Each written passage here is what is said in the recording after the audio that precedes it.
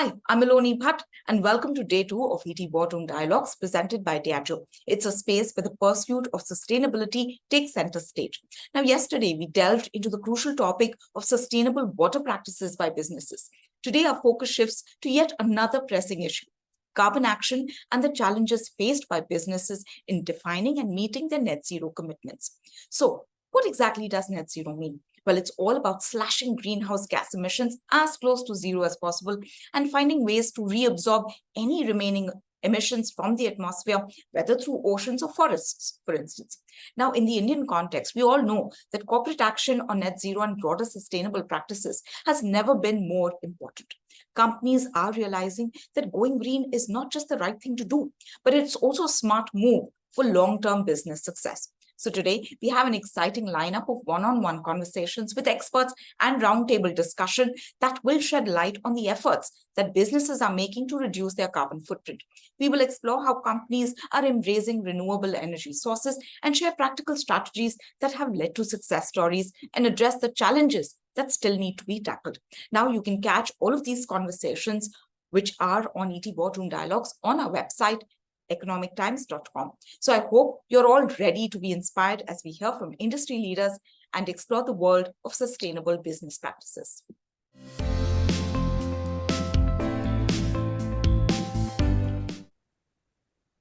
Hello, I'm Meloni Bhatt, and welcome to this fireside, part of the ET Boardroom Dialogues on Sustainability. Now, these are a series of conversations on the themes of strengthening water source sustainability and the circular economy, as well as accelerating the net zero transition and the achievement of carbon neutrality. This series is presented by Diageo. Now, as people become more and more aware of the effects of climate change, companies and other groups are starting to think about how to make their decisions more sustainable. This means they may need to change the way they do things just to be more environmentally friendly. However, making these changes is not always easy because there are so many different factors to consider, and that makes it very challenging for companies to reach their sustainability goals. So today we want to talk about from ambition to action, strategies for scaling up sustainable solutions and achieving carbon neutrality. And I'm very pleased to welcome my guest today, Anirban Mukherjee. He is the MD and partner and heads climate and sustainability practice in India at the global consulting firm, the Boston Consulting Group. He leads a team of climate and sustainability specialists in green business build, net zero and decarbonization, energy transition, ESG, and risk management. Anirban, what a pleasure to have you here with us today. Thank you, Meloni, and thank you for having me. It's a pleasure to be here. We're looking forward to this conversation, Anirban. So, here's my first question. Lots of companies in India and all over the world are stepping up to do their part in combating climate change. And they're making big promises to take action to protect our planet. But, it's not always easy. And there are a lot of challenges that make it tough to actually put plans into practice. And companies, they say they often run into issues with things like money, technology, rules, even organization that can make it very hard to make real progress towards cutting emissions. In India, reports suggest that 6 key industries like power, automotive, aviation, steel, cement, and agriculture are responsible for around 70% of the country's total emissions. Now, as someone with deep expertise in climate and sustainability practice, I'm interested to hear your thoughts on how Indian companies are doing compared to their global counterparts, especially when it comes to taking real action and achieving carbon neutrality. And the second part of this is, what are some of the unique challenges that Indian companies are facing? Is it finding the right people, getting funding, accessing the right technology? Thanks, Meloni. So let me talk about the global aspect of it first before I come down to what we are seeing in India.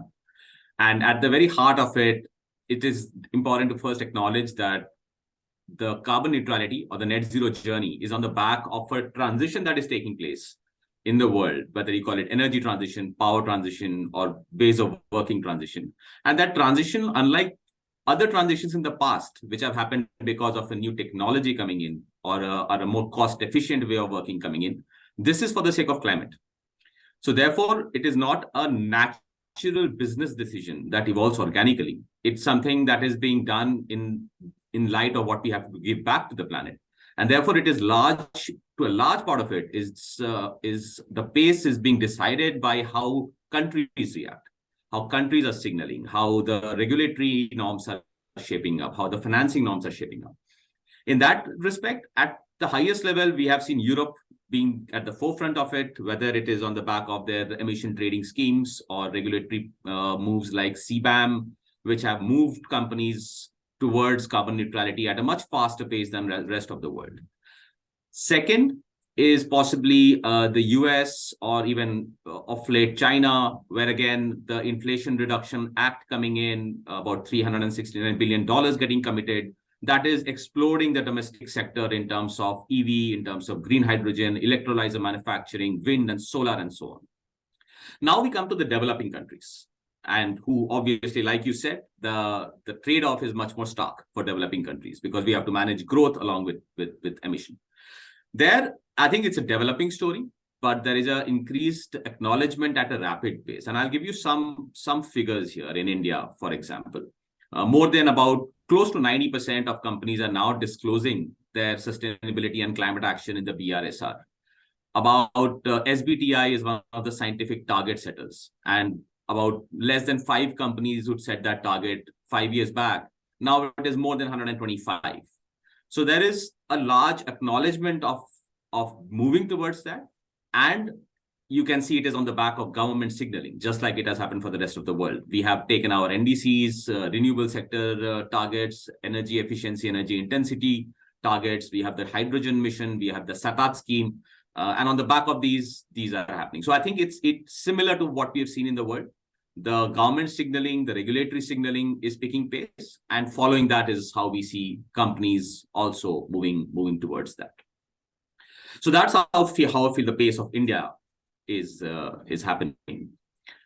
Your second question was about the challenges, right? The kind of challenges that different companies are facing. I would say the biggest challenge that we face is technology and scale. You have to make investments. Normally companies make investments with like to make investments in areas which are high degree of certainty. This instance for climate, companies are having to make bets in extreme uncertainty. It is technologically uncertainty, it is cost uncertainty, it is market uncertainty. And fundamentally, that's where the innovation comes in. How do you organize yourself to be able to place large, massive, futuristic bets with all the 3 axes being uncertain for the future? Right.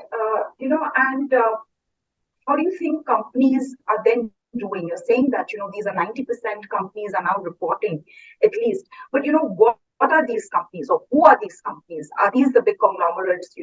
Are these the mid-sized companies? What about, the number of small companies and, individual, one-person-led businesses? How are these people faring? Because everyone will have to do their bit.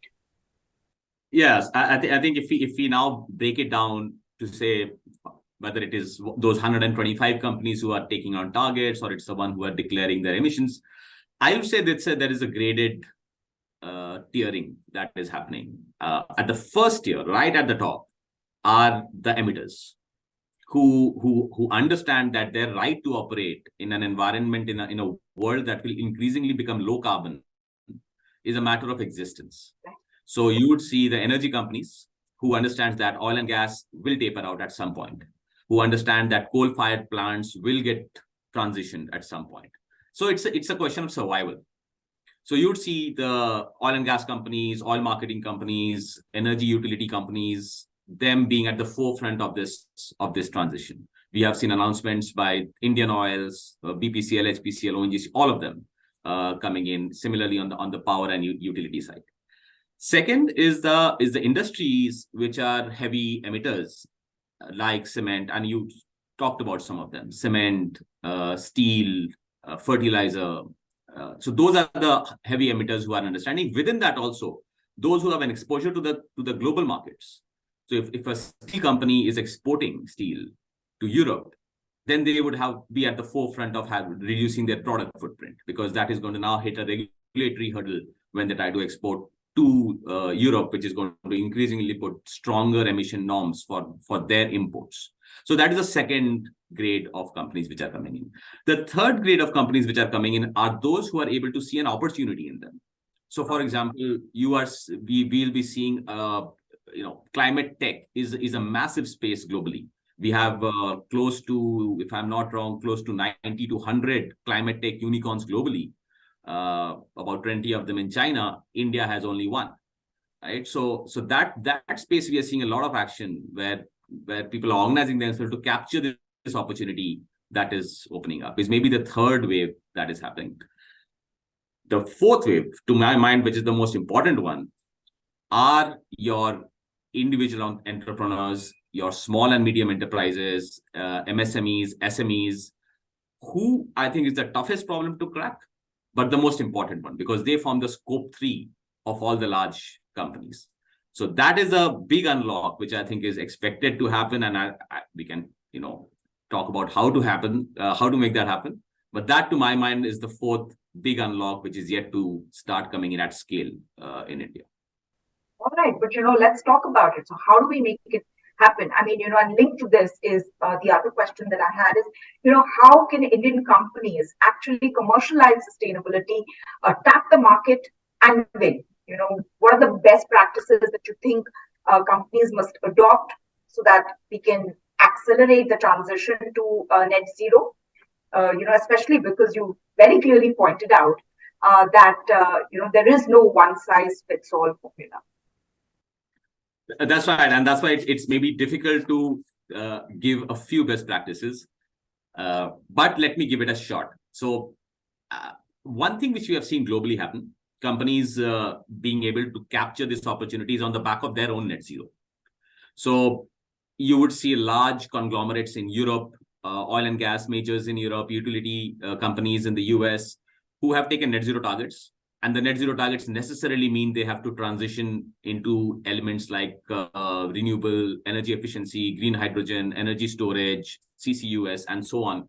And their scale gives them the right to be the first mover and then use that as a service provider for the rest of the industry. And that's the trend we feel we'll see in India as well.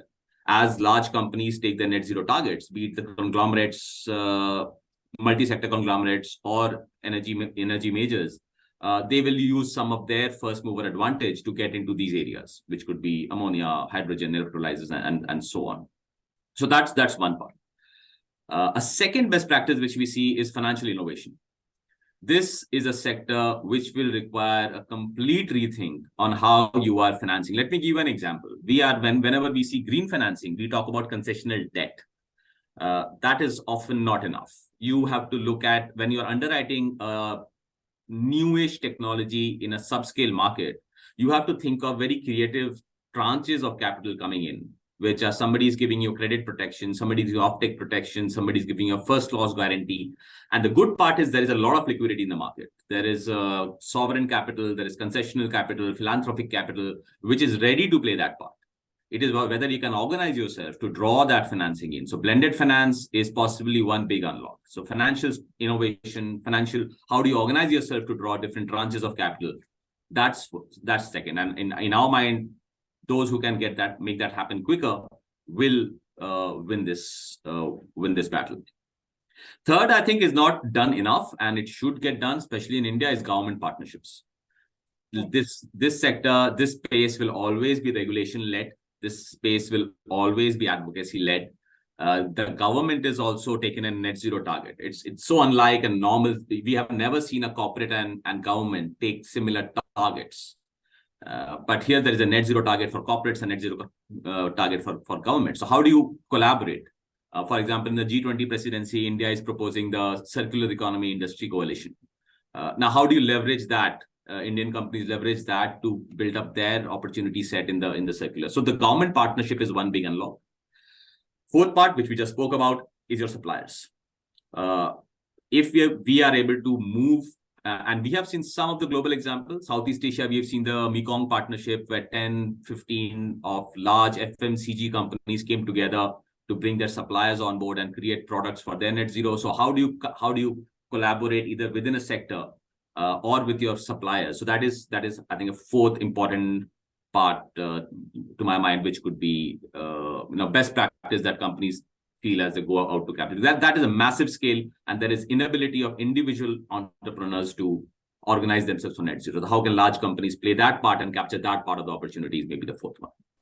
Okay, yeah. These are some of the drivers that you feel, could be the ones that would actually help us when it comes to transition to net zero, especially for corporates, and how they actually leverage upon all of these responsibilities or all of these opportunities. But there are a lot of different people and groups who play a part in the world of sustainability, right? Like we have investors, you have the company leadership, regular employees, folks from civil society, and there are also experts who rate companies on how well they're doing when it comes to things like the environment, social justice, good governance.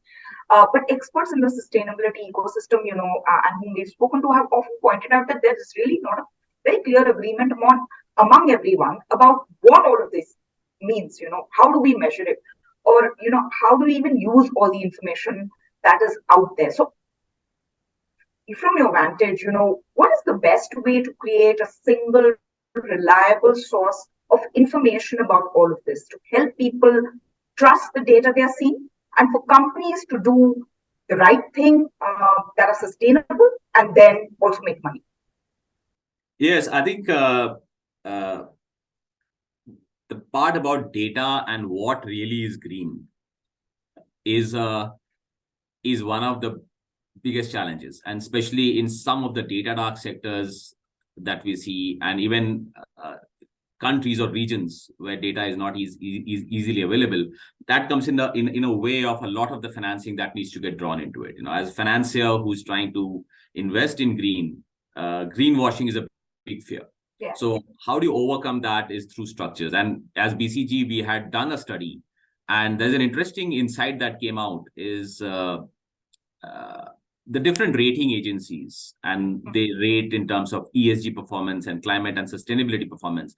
There is as low as a 40% correlation between how different rating agencies rate the same companies, as against a financial rating, which has a 99% correlation.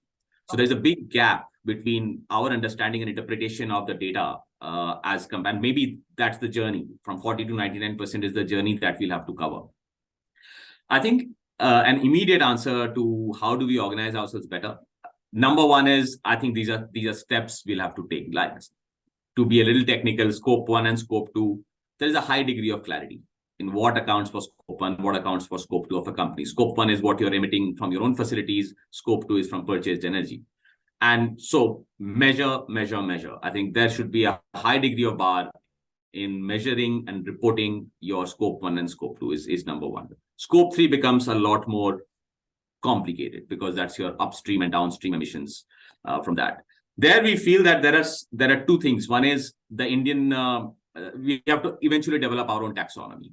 Every region develops its own taxonomy. EU taxonomy is possibly the most advanced and complex. Right. India would have to develop its own taxonomy, where again the RBI is sending out discussion papers, and that work is happening over there. So and BRSR, although it's a lot more broad, but it's a good first step. So start aligning yourself to some of the global norms like TCFD. Second is, I feel this is one area where reporting frameworks exist. There is CDP, there is GRI, there's DJSI. And as companies think about their sustainability journey, beyond measuring, I think it's good to start aligning to some of these global frameworks with the high degree of commitment towards one or two of these global frameworks. And these are all good spotlights to drive into a direction as we move the journey. So maybe not an immediate answer of how can we get 40 to 99%, but there are some close-term, near-term actions that companies can take to move towards that direction. No, but also in terms of the time frame that you speak of, from 1999, what is the time frame that you envisage? This is a complete crystal ball gazing. But this is one of those things where we feel that the world is moving in a certain direction. The direction will keep getting accelerated, and the same waves that we talked about: Europe moving first, US moving second, China, and then India and the emerging country coming in with a few years of lag. That's going to happen. Like I said, EU taxonomy is already quite detailed, quite well fleshed out. US has already followed that after the IRA, especially that wave is going to come. So anywhere between now and I would say in two waves. One is as some of the regulatory measures like cross-border adjustment mechanism in the Europe starts kicking in. It's already kicked in. The financial implications will start coming out from 2026. That's one massive move. Just to give a implication of that is everybody who's exporting to Europe will have to start releasing their product level emission. So that means you will have to organize yourself with a high degree of credibility in measuring and reporting your product level emissions. So that as near as 2 to 3 years time, we see that happening, at least for the sectors which have a global exposure. From there, following through and making it at scale for at least large companies in India will happen very quickly, because by then the norms are already set. Some of the tools have come into existence.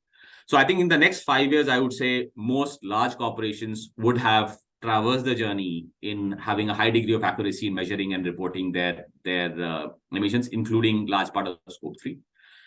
The bottom layer that we talked about, which is smaller companies, SMEs, MSMEs, there we feel it might take a little bit more time to get to the same level. But anywhere between now and 2030, I think we should expect significant amount of changes and alignment to one or more of global standards coming in India as well. All right, so 2030 is a number that I'm getting from you, but linked to that, I want to speak now on the larger issue of India's green goals.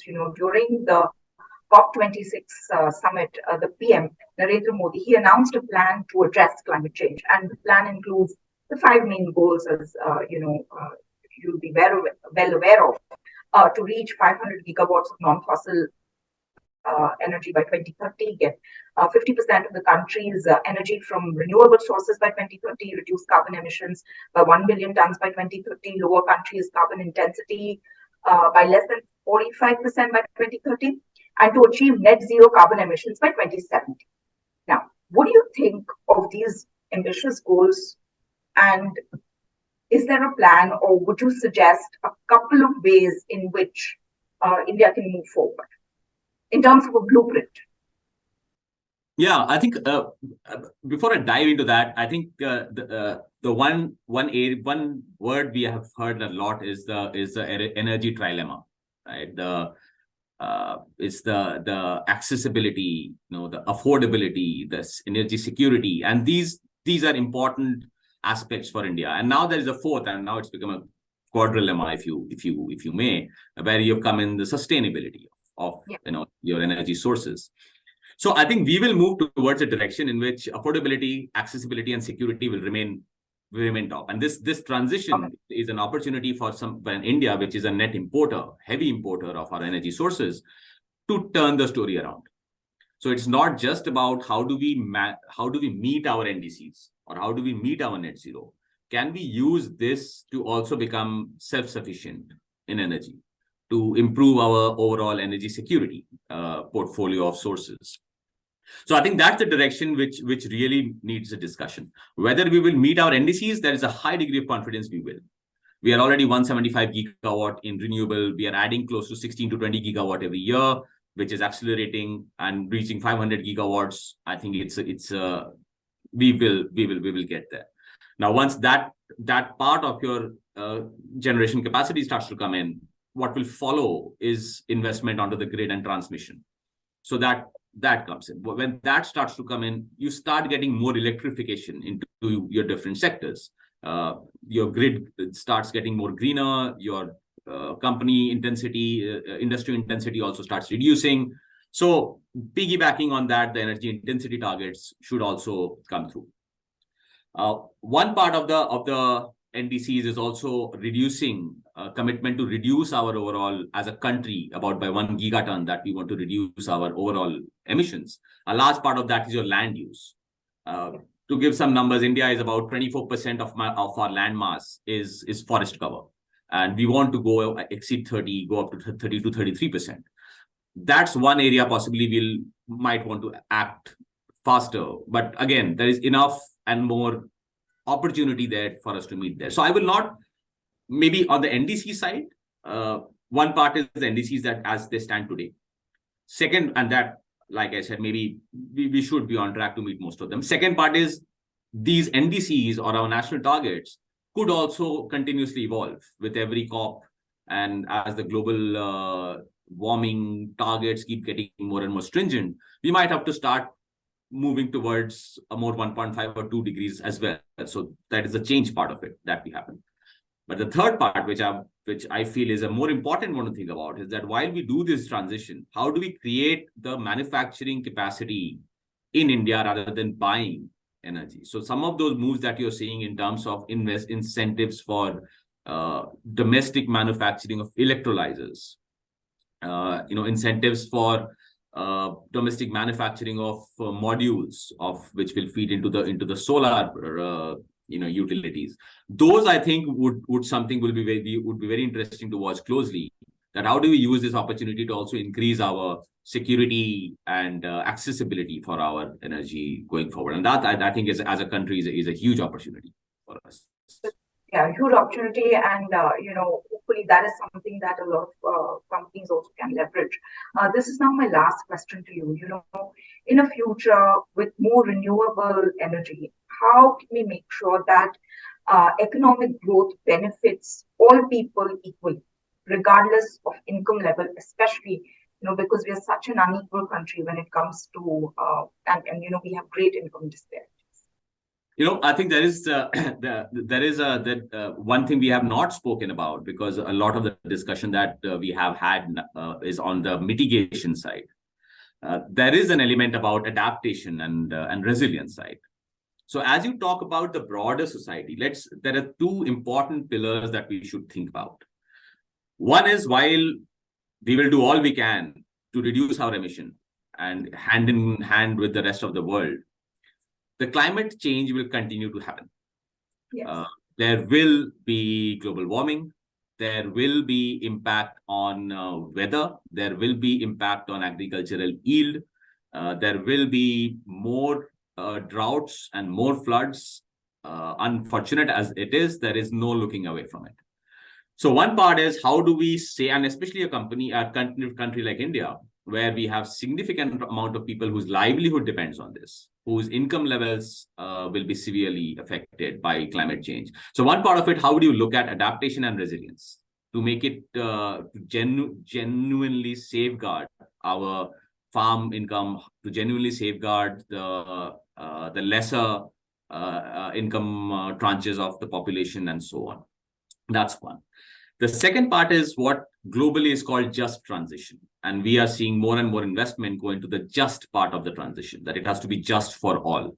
That as we look at a transition, let's say we move from coal to renewable, what happens to the coal miners? What happens to those who work in the thermal power plants, right? And it is because where a coal plant is located, the solar plant may not be located at the same place. It's not a one-to-one replacement. So we have seen South Africa, we have seen Indonesia, where just transition has become a big topic, and there is a lot of global funds which are coming in to support that part of the transition.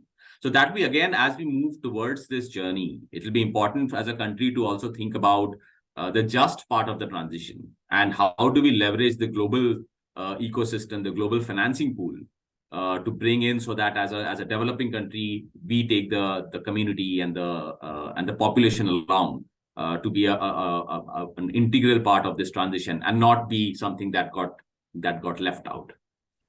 Anirban, thank you very much for speaking with us today and for sharing your thoughts on this very important topic. And as you said, adaptation, resilience, and just transition is very, very important when it comes to climate mitigation, because we're all in it together, and it's important for be it civil society, be it corporates, be it government, to not work in silos, but actually collaborate so that we can make sure that the transition is just for everyone. Thank you so very much for joining us today on Economic Times. Thank you. It was a pleasure interacting with you, Miloni. Thank you so much for having me.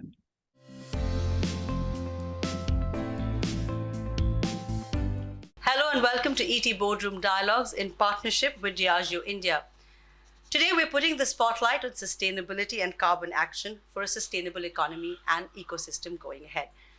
We're privileged to have with us thought leaders and action leaders from across the industry at this point, who are at the forefront not just of policy, but also implementing the carbon action and reducing the carbon footprint across the board. Our goal here is to really have a conversation and do an idea exchange across the ecosystem and build towards a sustainable and happier planet, so as to say. With us today, Mr. Jitendra Mahajan, Chief Supply and Sustainability Officer at Diageo India, Mr. Rampraveen Swaminathan, MD and CEO, Mahindra Logistics, Dr. Pradeep Panigrahi, Head Corporate Sustainability of Larsen and Toubro, Sunil, Alagh, former Managing Director and CEO of Britannia Industry, Pranav Master, Director Consulting, CRISIL Marketing Intelligence and Analytics, Tejashree Joshi, General Manager and Head of Environment and Sustainability at Godrej and Boyce, and Asif, Bhamla, Chairman and Founder of Bhamla Foundation. Thank you so much, everyone, for being here and being a part of this discussion. Jitendra, I'm going to start with you and the commitment of Diageo India towards the race to net zero. And these are very aggressive targets in the Paris Agreement and the dates in front of us. Can you take us through the net zero transition and how Diageo India is working towards achieving the carbon footprint reduction right now? Yeah, so certainly thanks, Priya. I think at Diageo we believe that sustainability need to be based on the science-based approach, and that is how it will basically come to life. As a result of this, what we did, I mean, we started a journey sometime in 2019, I would say, and that point of time we looked at that where do we stand? I mean, how do we collect all the data related to carbon? I mean, how much carbon are we really emitting from each of our supply chain, each of our value chain ecosystem from grain to glass? And that is where we basically believe that we need to get into basic, get the data right, understand where the carbon is coming from, understand what should be our ambition, and how would we reach there. Was that a tough process? I want to understand, because even data collection of understanding what your carbon footprint it was because carbon data was never been focused upon, right? Yeah. And it was absolutely not. I mean, there's no system, no processes. So we had to establish those processes and systems. Having done that, a massive work in compiling the data, and which gave us a baseline in 2020. Then we believed in that. How do we basically now have an ambitious target of 2030? So what is the data which we collected? I mean, we looked into all the scope 1, 2, 3, and just for simplicity, I'll just narrate very quickly. Scope 1 will basically all the emission which we carry out by generating energy and using it in our premise. Scope 2 is something which we basically purchase from outside but consume it in our premise, and in scope 3 is everything related outside of that, and an entire ecosystem from grain to glass is basically contributes to scope 3. Once we did that, then we embarked upon an action plan which we call a Society 2030, which is a spirit of progress targets or action plan.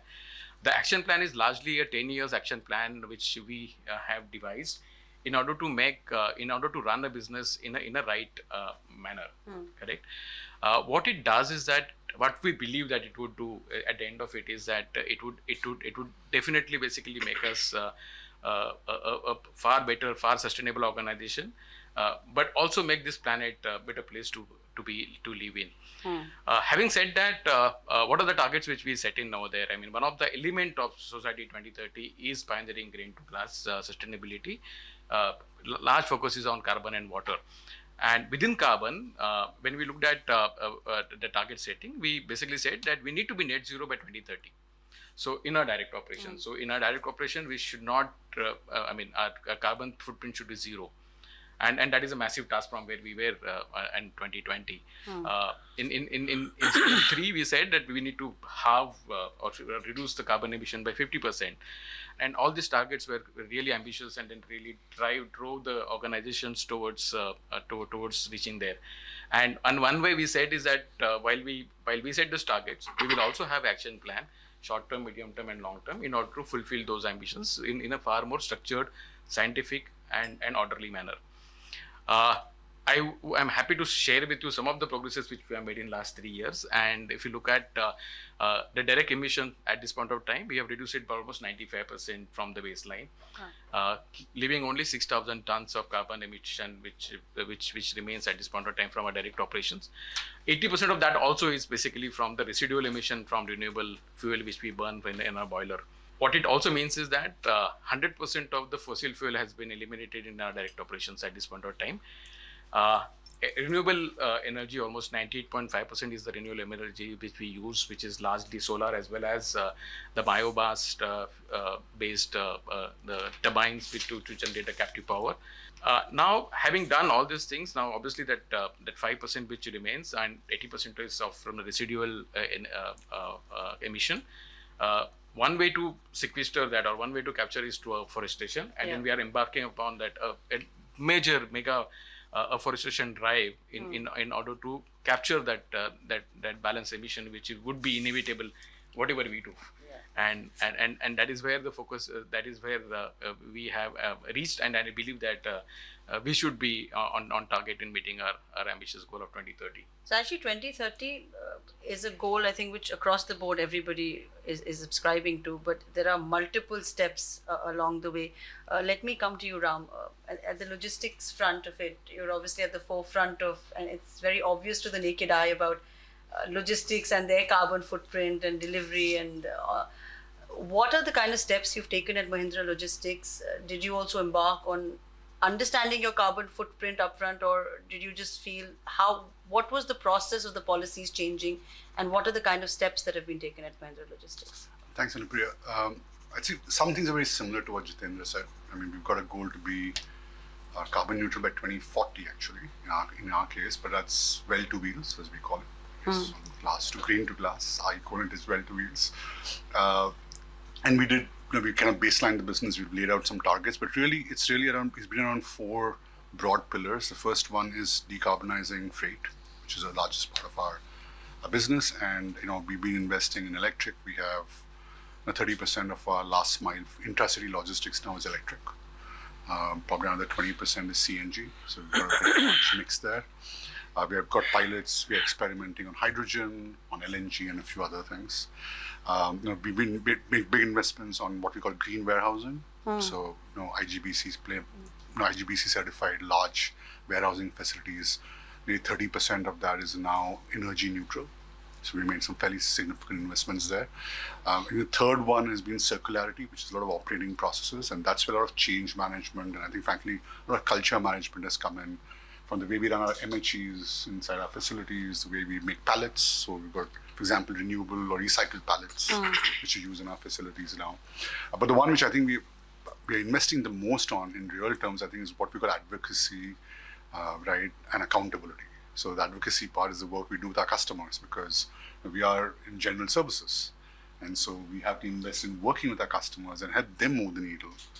And that's a fair amount of work. We've got, we invest in tools which actually allow our customers to understand their carbon footprint when they operate with us, and so we can partner with them on reducing footprint. And the accountability part is the internal piece. So all our leaders, for example, have part of their annual performance pay is linked to sustainability performance. Right? So we've actually made that big shift to try and say that we got to lead it from the top of the pipe. So those are 4 things, and there's a lot of stuff which I think is done below that, but I think those are the big 4 things we've really been investing on. And I think as we stand today, I mean, we laid out a target to kind of reduce it by around 50% in scope 1 and scope 2 by 2026. I think we're on track there, right? Probably a little bit ahead in some parts. So I think it's a good place, but it's not enough. It's not enough. But can I just interrupt, because almost every company is going to say that they've accepted it. And every company is going to say that, look, I don't represent a company, so I can say whatever I feel like. I'm just saying there's a lot of greenwashing going on, where almost every company says by 2030, I'm going to do this. 2030 is so far off, I don't even know whether I'll be alive or not. Nobody is talking about that it's impossible in a poor country. In a poor country like India, this is a major task. No matter what Diageo is doing, no matter what Anand Mahindra is doing, whatever Godrej Boyce is doing. Look, I'm just raising a question to say that oil and steel, for instance, forget it.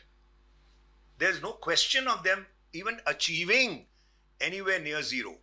So if they are consuming so much of CGI, so what is Diageo going to make an impact? What are you going to make an impact?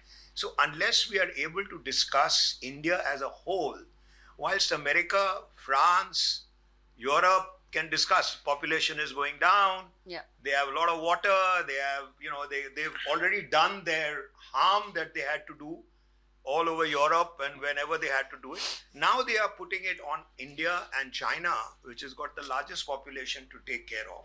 It's a democracy in India where elections are held every 5 years. So the minister is going to say, all right, go ahead and do it. But who's going to do it? Unless like, for instance, when I was in Britannia, at that time, it's all too well to say, look, you must not have butter, you must not have X, you must not have Y. But the guy is not even getting his normal food. So as far as he's concerned, the average person in India wants everything. Yeah. So he wants, whether it's butter, whether it's X, whether it's fat, whether it's sugar, whether it's anything in India that works. Right. Because the bulk of the population, maybe 200-300 million out of 1.4 billion, are concerned. But the rest of it, when you talk about it, so there, we must stop this greenwashing a bit, because 2030 we have done this. When I was on the board of UB, United Breweries, which is not which stays above you. For 10 years I was there, and we were also trying to but water is consumed. Pepsi and Coke consumes water. So where is the question of them moving towards zero? Unless they change completely, they're going to have more of water. They're going to have more of juices. They're going to have less of Coke. They're going to have less of Pepsi. They're going to have less of everything. Then it's a difficult task, because communicating within an organization is massive. First and foremost, everybody will sit and shake their heads like in Diageo and UB and all, great, 2030 mein ja rahe hum log. But where exactly is the problem? And until we don't identify the problem in large countries like ours, then this is not going to work, no matter what we say. That's what my point is. Therefore, I am just going to raise an issue right now. No, it's a very valid issue about setting targets, and as we set a 2040 target, because obviously they evaluated Mahindra at what speed they can go.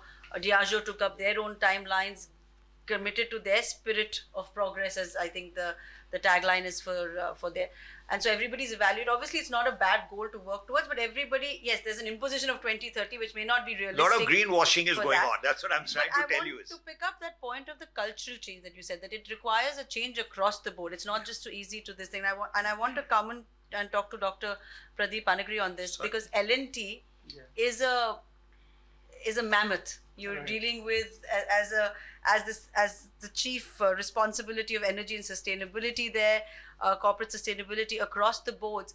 Are you finding it? You have certain tasks and certain deadlines as well to meet. You have certain programs that you obviously would like to tell us about. But where have the difficulties been, or what have been the easiest sort of low-hanging fruits that have been easy, so those get highlighted? But there are obviously bigger hurdles, and infrastructure, obviously saying that we're going to go carbon neutral for a country that needs, I want to ask, for example, Tejashree, how long it took her to get from the good Vikhroli Hills all the way to here as well. So it is a difficult task. But how are you tackling that at the broad conglomerate that is L&T right now? Absolutely, you're right. So massive organization, more than 1,000 project sites, so many businesses. There are 13 different verticals only for L&T Limited. And then, we have a subsidiary like LTI, Mindtree, LTTS, LTFS. So it's just a massive organization. You're right, absolutely. The best part is that we already have a solid base. Like, Mr. M. Naik, probably he thought about it long back. So for last 14, 15 years, we've been reporting about the sustainability performance. And,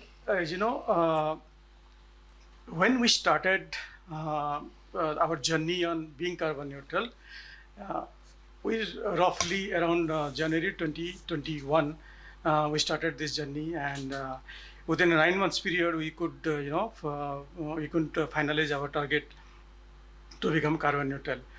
The entire process of this from January 2021 to October 2021, Mr. S. N. Subramaniam, our CEO and MD, he was personally involved. When the CEO is personally involved, when the board is personally involved, the board is reviewing this on quarterly basis. And, during the entire process, we have a Green Campus Committee, which is, headed by one of the executive director. And in the entire process of identifying the problem, making a granular plan, making the detailed aspects of what you're going to do, how you're going to set the targets. In the entire process, the senior management was involved. Yeah. So see, I think that is the crux of the whole thing. If the senior management is involved in the planning process, in the design process, delivery process, entire thing, and then look at the time. For them, every minute matters, right? And the group CFO is also. So you're saying it's become a priority in the boardroom now. It becomes a priority. It's on the.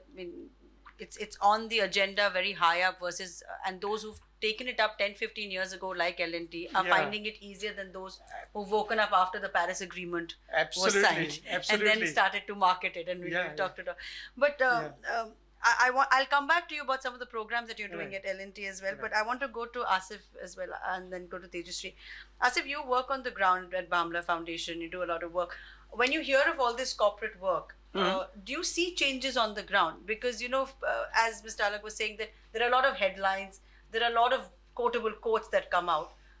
But what's changing on the ground? You see, as a foundation, we've been working on ground, but in a city like Mumbai, which is densely populated and we have these infrastructural hazards.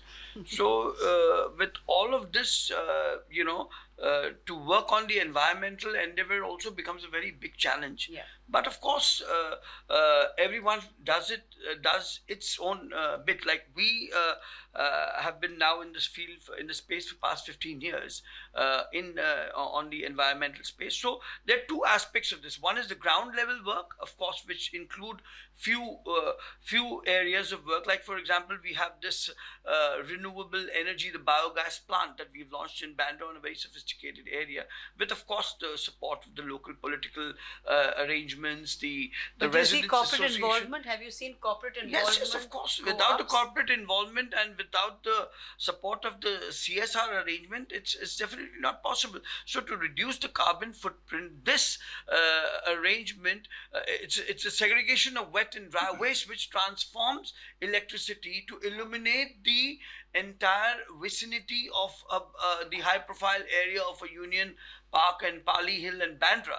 So this is one of the things. We have also launched the plant which transforms the wet and dry waste, the e-waste management into, the segregation is done, and of course from that there are various products. Now, of course, you must have heard Adidas is using it for, so because sustainability is there in every aspect, if you ask me, right from food to, and more than that, the awareness to that has been increased, and in that my foundation has been playing a very important role. We work with the Ministry of Environment, Forest and Climate Change, and in fact our foundation we are fortunate that from past 2 years were awarded in the United Nations Environment Program headquarters in New York for the extensive work that we've been doing. I mean, देखिए ज्ञान से अब लोग थक गए. Awareness also plays a very important role. So every year on the World Environment Day, we come out with a musical campaign which involves the film personalities who exhibit the do's and don'ts, like for example, the air pollution, the water pollution, the biodiversity. And then last year, of course, the system was One Earth. So the plastic pollution. I said the biggest issue and the biggest challenge is plastic. You see, we all aware when we talk about the green revolution that 500 years it takes for plastic. And this year the theme of the United Nations Environment Program has been on beat plastic pollution. So we as policymakers, we are involved with the government. We started a campaign by the name EcoBiz. You see that the hospitality industry is the one which comes out with the maximum plastic wastage. If you ask the 5-star hotels, the restaurants. So we have started a dialogue between them and with the administration. Of course, we having a little political affiliation, it gets things easier. Like we involved a meeting where, so we've come up with a campaign, the EcoBiz, which involves stakeholders like hospitals, hospitality industry.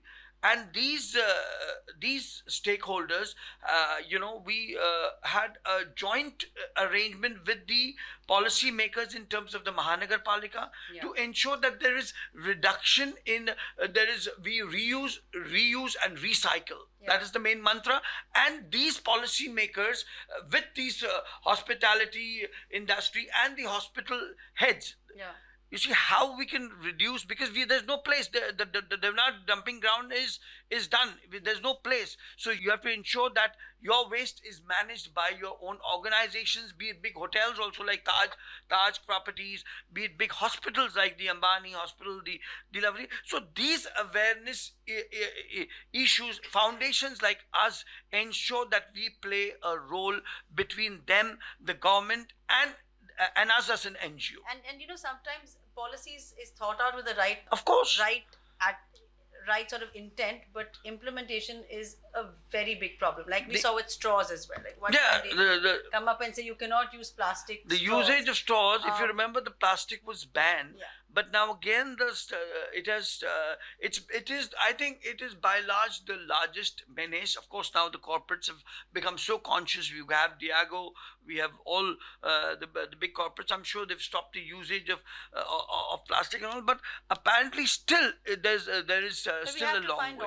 We need to find alternative but they come at a cost as well, and there is a cost to sustainability, which I'm sure we have a Prime Minister who's a very passionate environmentalist. Yeah. Honorable Narendra Modi ji from the Red Fort, if he talks, you see, about sustainability. We've talked about the Paris Agreement. Right. Now we've seen with we're at 26, 27. Yeah, 26, 27. So all these arrangements, G20 summit, of course, it highlights one planet, one future. So see, these are eye openers, and they play a very important role not only in India and globally today. India, if you ask me, it is a leading solar energy.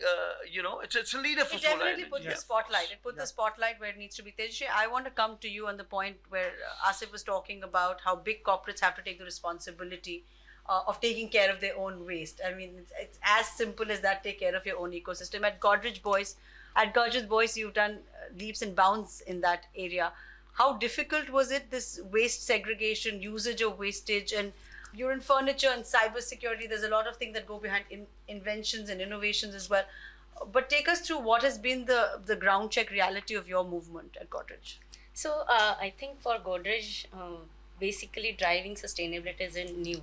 It's been done for decades, and the company has identified environment as one of the values. So it's not just on to make it look good, but the mere fact that we have been conserving a large tract of mangroves in a city like Mumbai, where there are heavy pressures on real estate lands, because we know that the ecosystem provides a great service to the city in terms of climate regulation, is a mere fact that the intent has always been there. Having said that, what we today look at sustainability, and I think the change in approach has been to make it more streamlined with the mainstream with the business. At the same time, look at what is material for an organization in terms of materiality. That is, it has to be contextual to the organization's activities and its impacts. Because if you see sustainability, it's a wide umbrella, and you could keep grappling around what is to be done, and then really not see the outcome that you really want to see. So materiality forms a very important aspect, and that's what we did. In fact, we put up framework to our sustainability journey way back in 2010, and we call it Good and Green. And the Good and Green framework has been developed both bottoms up, looking at our businesses, its impacts, its areas of influence, and what is the value chain that we want to consider in this journey. At the same time, it has looked at a top-down approach in terms of where is the world moving towards, what is the future imperatives on climate and sustainability that the entire globe is moving to. Right. At the same time, how does it percolate down to what is important for us to contribute in that? But when you say, Tejashree, that it's a value, right? And I know that Godrej, like some of the legacy companies as well, there's a culture of value that is passed down. So it's obviously about percolating that through the organization, like you said about Diageo as well, that you're being responsible supply, talking to your suppliers as well. How do you communicate that within an organization that something small, like let's not keep throwing the glass out? I mean, they're very small things to do, but how is that communicated within an organization? So that just to I was coming to it, but see, having set certain targets is one thing. Yeah. How do we actually implement and translate those targets on ground is what a journey is on sustainability, and that's what we have experienced over the last 10 years. obviously, when you are early movers, you need to learn a lot through experimentation. And one of the most important aspect in this is to involve employees or even your partners at every stage of development. So when we are talking about circularity, when we are talking about waste, in fact, relooking what waste is in terms of resource, and instead of just talking about recycling, looking at upgrading or upcycling a material where the value of the material improves because of its intended use, is not just recycling. That only happens when there is a lot of innovation, and you encourage not only your employees to think from a design for environment perspective, but also have your partners onboarded for co-creation and development of these solutions. But is that step 2?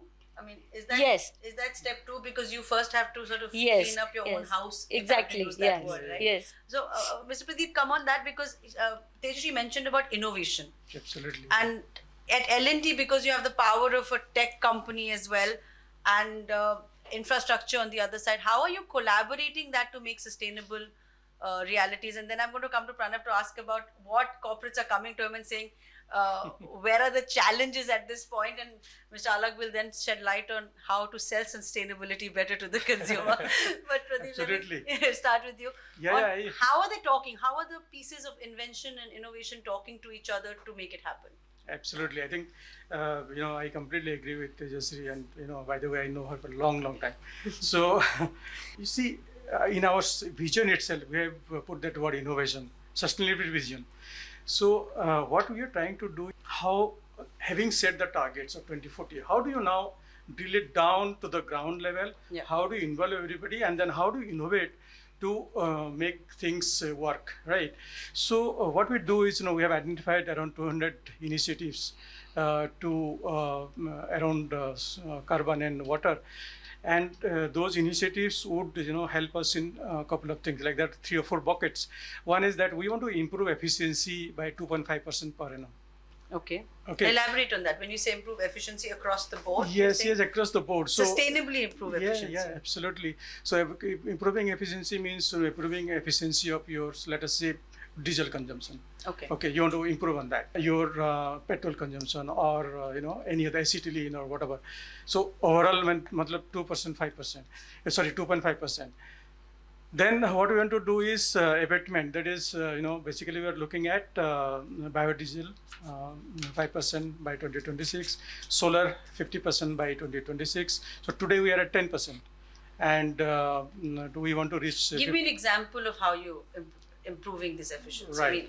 I just want to understand, for a layperson watching this, when you say how do I become more? I think there's lots of conversation on how to become more efficient. So Absolutely. How does that translate? Absolutely. So what we're trying to do is, say, for example, wherever there is a diesel genset, we are trying to move it to electricity. Okay, so trying to move from diesel gensets, like today diesel contributes to around 62% of our emission. Okay. So we are moving from diesel to electricity. And when you move to electricity, it becomes easier for you to move to solar. So that is the path. Oh, so you're saying first you move to electricity. And though right now that electricity is coming maybe not from the most sustainable, it's a mix. The second scope then is to move that electricity to come from a... Absolutely. Okay. So if I can add to what he's also saying, it has to be a very systematic and hierarchical approach when we are talking about efficiencies that he said. Right.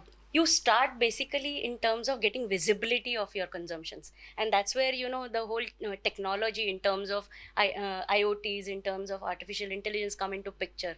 That if you have that real-time data in the line managers have the real-time data in front of them in terms of every machine, what is the kind of pattern of energy consumption happening, where are those aberrations in terms of wastages or leakages, then you are able to take quick actions in terms of reducing those impacts. So the first step, obviously, all companies probably look at is plugging the leakages and reducing wastages to bring in more efficiency. The low-hanging fruits, basically. These are the low-hanging fruits, and then move on to identify which are those machineries which are due for replacement because of them being either old or being high consumers of machines are energy. talking to each other and then talking to you. Absolutely. Yeah, is that what's happening? Absolutely. No, in fact, I think we were discussing a little earlier also. 13,000 of our machineries, equipments are connected. Exactly. IoT. Yeah. So when it connected means what is the efficiency of diesel consumption, what is the efficiency of petrol consumption, and also that also helps a bit on safety. So when it is hyper connected, then what is happening on real time basis, and then then you are able to control it. And you control it, then your efficiency improves, and then you achieve the target year on year. So I think a lot of thoughts have gone into making this transformation from A to B, and then from B to C, and then you go to achieve the target. So we have something like Lakshya 26 targets, 5 years targets. So we have built this carbon water neutrality into the Lakshya target. So that by 2026 you achieve the first milestone, then go to 2030, and then go to 2040. I think that is how the whole thing will move. Jitendra, I want to come back to you and talk a little bit about what Diageo is doing on the ground, on your day-to-day decision making as well. How is the transition being embedded into? Yeah, I think I'll just draw up what has been already said by Mrs. Swaminathan and Pradeep. So it is something which need to be embedded into top management, the way of working, as well as into business, and it is no different to us as well. So, for example, in our case, the entire commitment has come from it basically trickled down from the top management, and in fact, the senior executives carry these KPIs, and it is something which is considered for their variable compensation as well. So what really happens is that from the board level, we have board committees for reviewing, monitoring, and categorizing this performance related to ESG.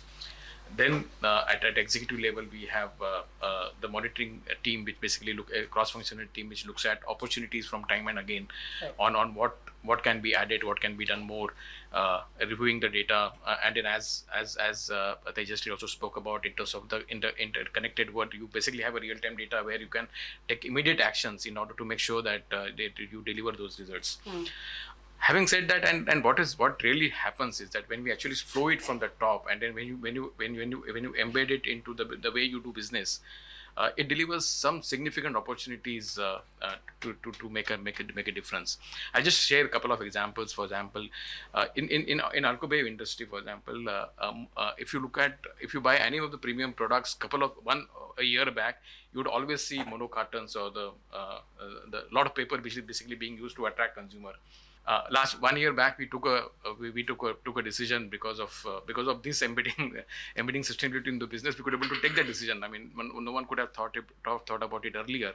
And then we just took off the cartons from the bottles. Impact on business, there was anxiety that whether it would have a impact on the business, but consumer now, I mean, I must say that consumer, customer, and the trade responded really positively in this entire process, and thereby saving almost 10,000 tons of paper, almost 7,000 tons of carbon. I think that is a massive one decision, but a larger impact. And that I'm sure it is possible because of embedding sustainability into the business, embedding it in the decision making right from the top to bottom. This could be done. Similarly, brands. Some of the brands has adopted sustainability as their brand identity. One of the brand which we have was Signature, for example. So as a part of that identity, they now are committing themselves to invest into plantation of mangroves in Orissa, which basically helps to balance the ecosystem there. At the same time, it does capture significantly higher amount of carbon as compared to the traditional tropical forest. Right. So overall, what I'm saying is that the moment you embed it into the business, it becomes part of the decision making, it's part of day-to-day decision making, right? So can I just throw in a perspective there, just to what Jitendra said on the structure and the governance part. So we also do score a lot of corporates, almost close to 1,000 corporates on ESG. And what we have seen is that, governance really drives your E and S as well. So as long as you have governance practices which are embedded and they flow right from the top, good governance practices flow into environment and social elements as well. And as a whole, the sustainability quotient of the organization in turn kind of improves. But what does that translate to, Sunil? I mean, that's what I've heard well to wheels, grain to glass, good and green. So everybody's got their slogans right. Everybody's got their slogans right. But right? Look, see, when you reach a stage where it affects your business to stay, then everybody starts thinking about it. Like United Breweries started thinking of where to save water because that affected the making of beer. like in Diageo, or whenever it affects the business, that's the time when they wake up. Not otherwise. Please, I mean, if you're using fuel, oil istemal karte ho and all products, everything, but they don't think of where is it oil coming from? Where is the coal coming from? Unless you wash the coal, unless you reduce the wastage there. But I think it's that not is going to step affect two. you. I think that comes to step two. No, but step two, I'm talking about as a nation. I'm talking not as individual companies. Sure. Everybody is going to stay in that individual company bit. But as a country, where are we going? We want to go into manufacturing. Now, how are you going to go into manufacturing without carbon being there, stuff? You are saying IT companies can survive. Okay, you don't get into... But IT companies also have a significant but they have, but it's less. It's a lot less, but you're now moving towards manufacturing. Now, as a country, I'm not meaning Diageo or L&T or any as a company, but where do you go with that? When you talk to the politicians, no matter which ministry you go into, and then after 5 years, I got to stand for elections. I got to be elected again. The people are going to understand, maybe around this table they've understood. When you go into the villages, do they understand? They don't. What they are saying is, where's my rice? But we can't give up now. No, you're not going to give up. You're not going to give up. But I'm just trying to say the Paris Agreement worked on towards 1.5. I don't even think 2 is going to be achieved.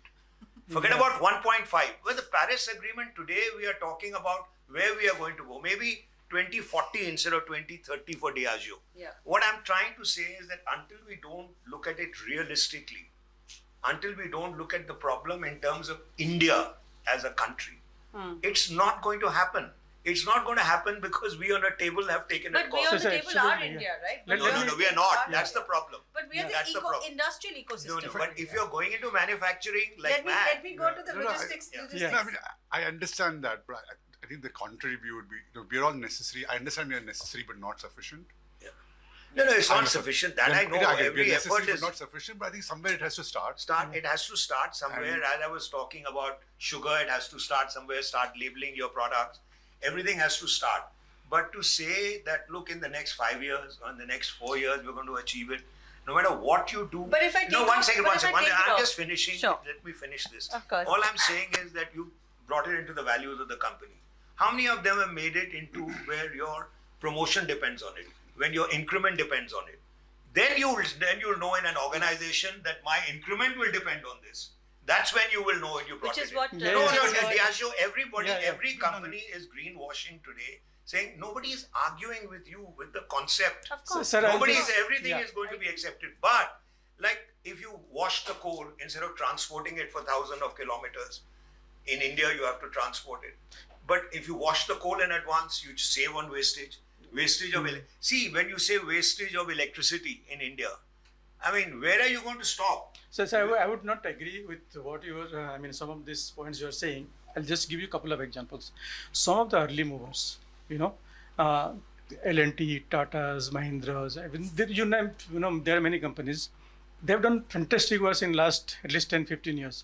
We have saved 100,000 tons of CO2 without knowing that we are saving. In last 10 years. So maybe the media is to blame. Maybe we started putting in headlines. One second. I'm not against any organization not making an effort.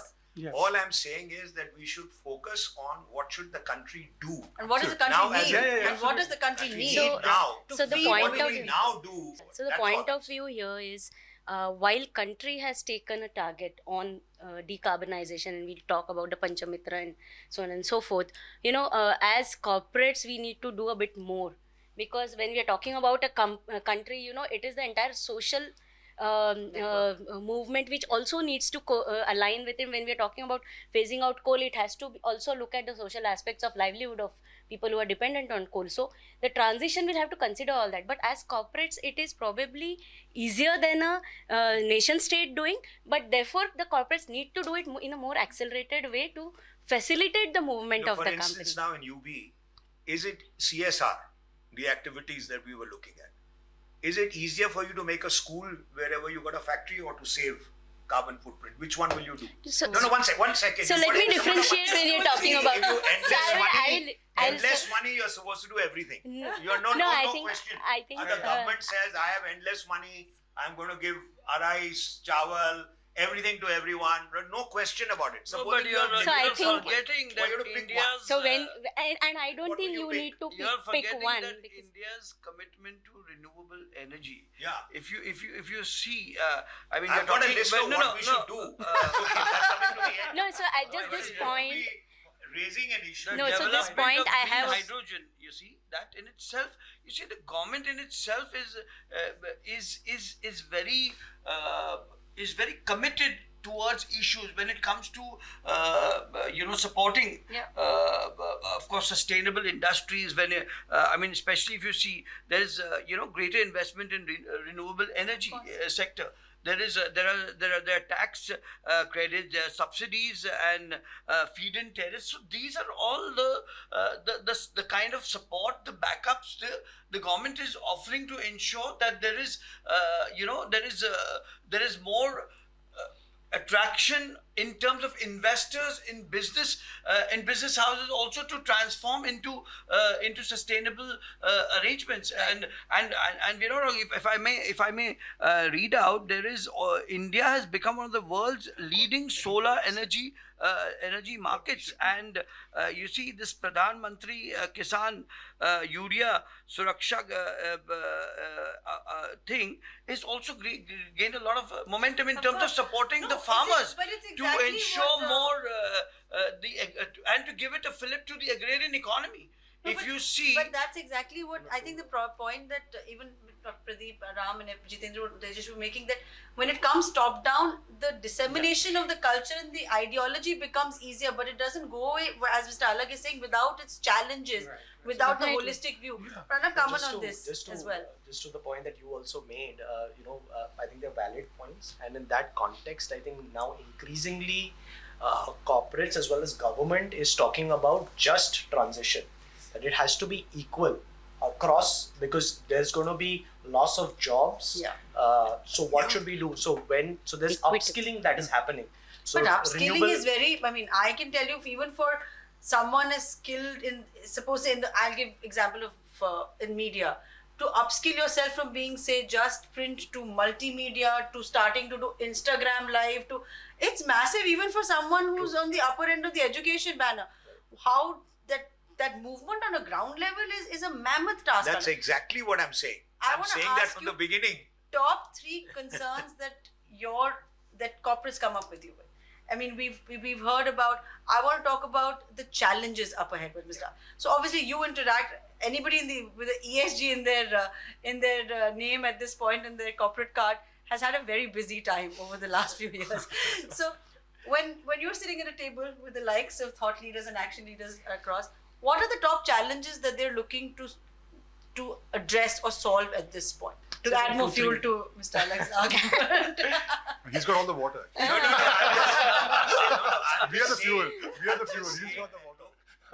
It took me about 5 years to get even eat healthy, think better as a line for the company. And this is coming from an ex-CEO. It took me Britannia. 5 years to drill it down to the guy who was carrying a carton on his head. It's so simple that you are saying together, ye humne kar diya, wo humne kar. If you don't drill it down, it took me 5 years. Maybe it takes 2 years now. It took 5 years from me. But, explaining it to people who are educated, very easy.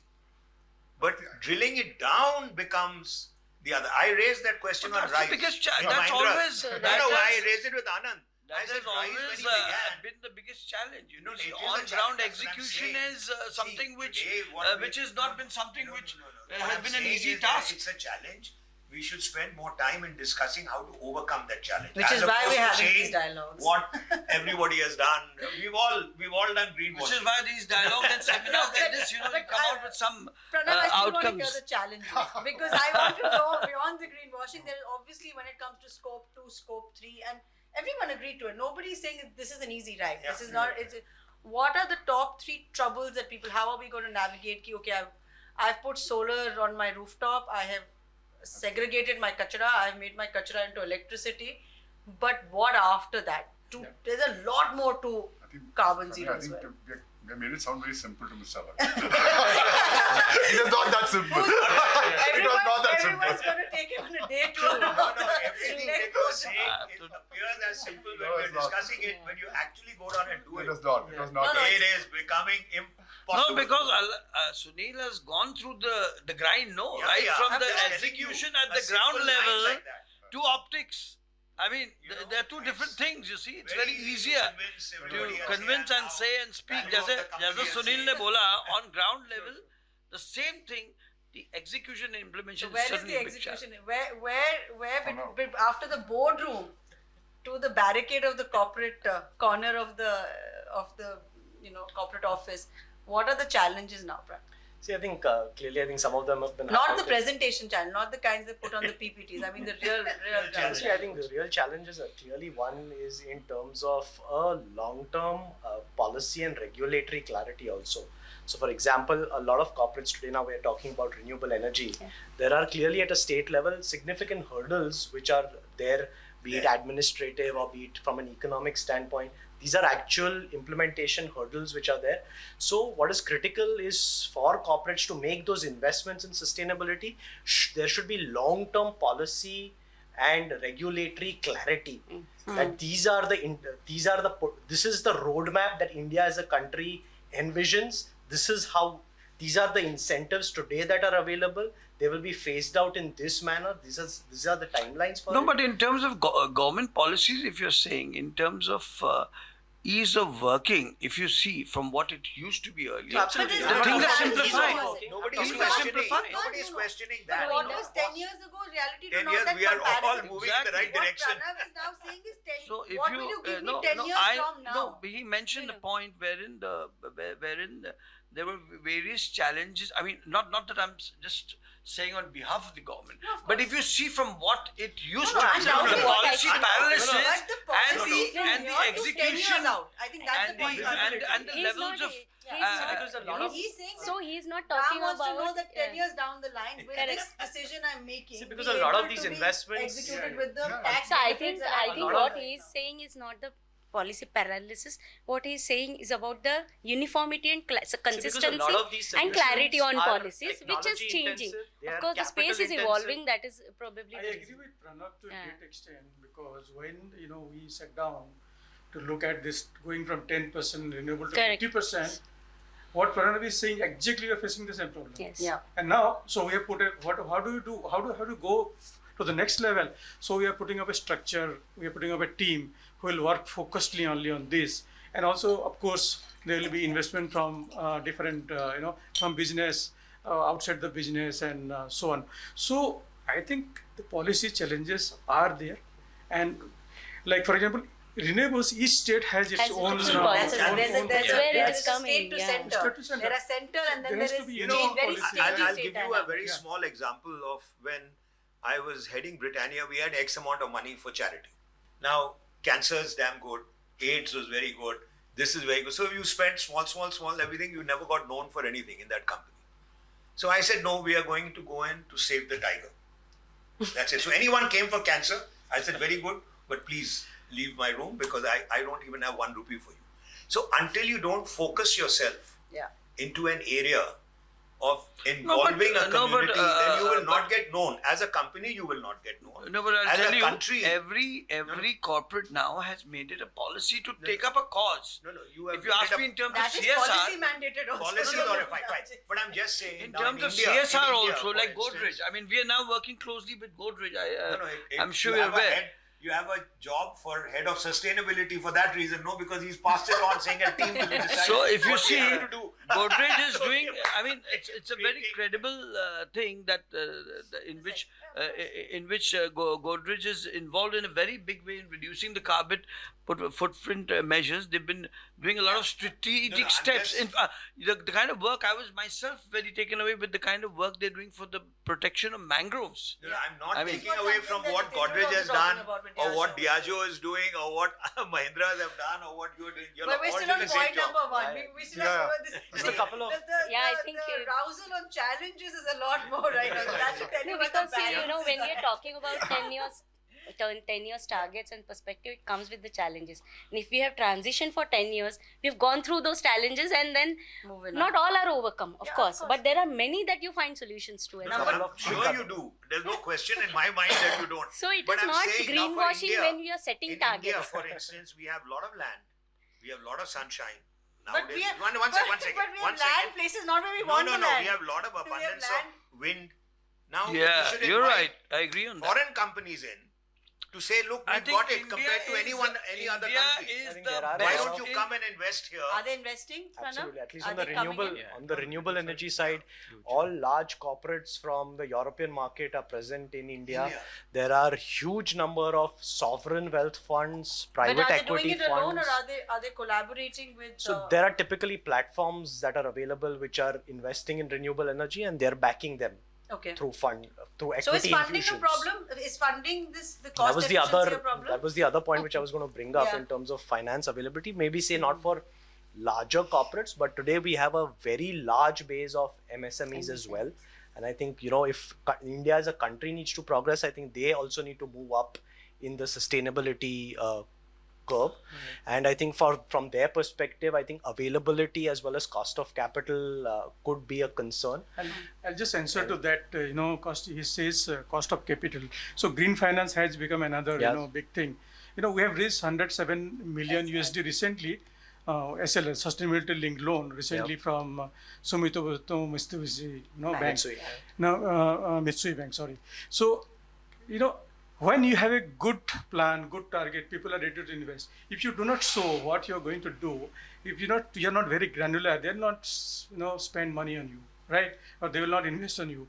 So what we did is we had a very clear-cut granular plan, and that is how they came. They saw that we are capable to achieve whatever we set to target. We have whatever targets we have taken. So we got that money. Now those kind of money, sustainability-linked loans at a premium, is available.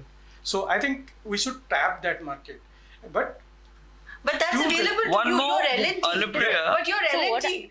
It's available to you. I can talk What about happens to L&T. the MSME? May I So just- I think, when we talk Anupriya, about value I chain will tell you development. one more thing, which is one of the biggest challenges, of course, because we, as the foundation, have been working in the field of water, in the water pollution, air pollution. The biggest challenge that's going to be happening in years to come is going to be the water challenge. Wars are going to be fought on the Which issue is why of water. currently my colleague Vinoni is discussing that. And I with will, another I know, panel and I that's will part tell of the you, boardroom and I will dialogue. tell you, these we have got some very accomplished corporates, who India is blessed with three different seasons, of course, winter, summer, and rain. So these big corporates, the rainwater harvesting, I think we have in the policy making as a foundation, we have met, of course, the chief minister just last week. And we've submitted a policy decision to ensure that all societies do make this mandatory and compulsory, the rainwater harvesting thing. So the corporates also should ensure, because this monsoons rains that comes, it goes wasted. This can be utilized by by all the corporate houses like Godrej. I visited the headquarters. It is such a huge.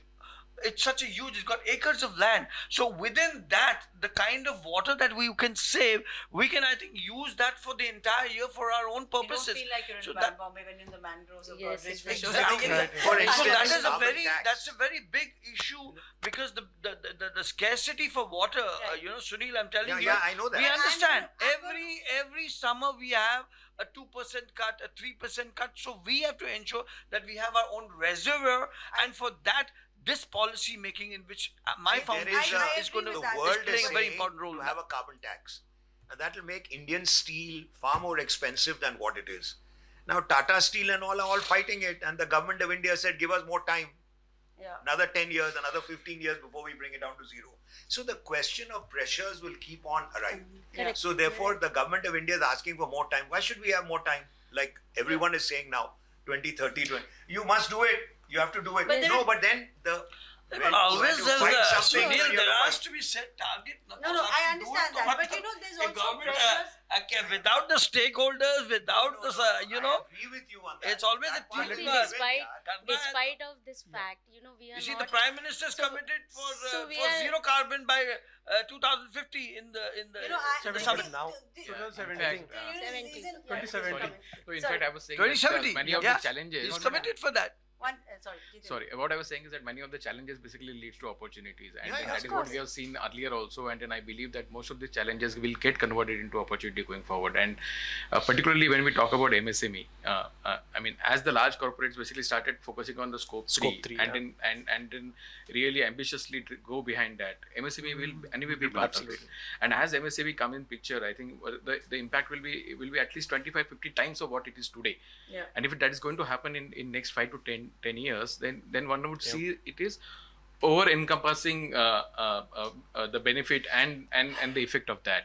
I think now even the regulators are becoming more and more stringent. You've seen SEBI come out with multiple, See, the norms. question Sorry, is, I just wonder Jitendra, do you see the scope 3, but as you move to scope 3, what are the key challenges that you see? Yeah. Because you were highlighting what Pranav just said as well. Yeah, and I'll again refer to Mr. Alagh's point. I mean, he talked about it was so easy. So I mean, I can talk, but I don't represent any company. That's why I can say what I like. But I agree with your point. Yes, I mean scope 1 and scope 2 was relatively easy because it is in direct control of you. But the moment we move to scope 3, it would obviously not be so easy. But at the same time, it is possible. Yeah. And it is possible in a similar way that we have. I mean, the organizations have done scope 1. What would happen in scope 3 is basically you would touch upon all the entire ecosystem. And in our case, it is right from the grain to glass, right from the farmers, suppliers, logistic partners, and till it reaches the consumer and even post-consumer. Correct. So it becomes a massive chain to take care of that. And we believe that yes, in case we need to really make a significant progress over there, we can only do it through a lot of collaboration, partnership, and the same point which we are talking about in terms of getting everyone into it. Which is why we're having these conversations. Correct. No, I think and large part of it, I mean, if you look at last few years, there's been so much of innovation, so much of experimentation which is going on in multiple fields, and all those things can be accelerated, can be leveraged significantly well. Scope 3 you got to make it into a socio-economic activity. Communities have to get involved.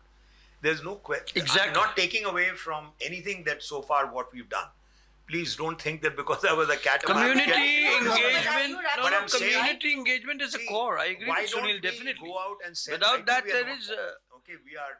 I'm talking Without no the hanging community engagement, तो No, no. आप outcome ही नहीं ला सकते हो नहीं, ना आप. IT we You have want to for policy all the decision world. नहीं हो सकता उसमें.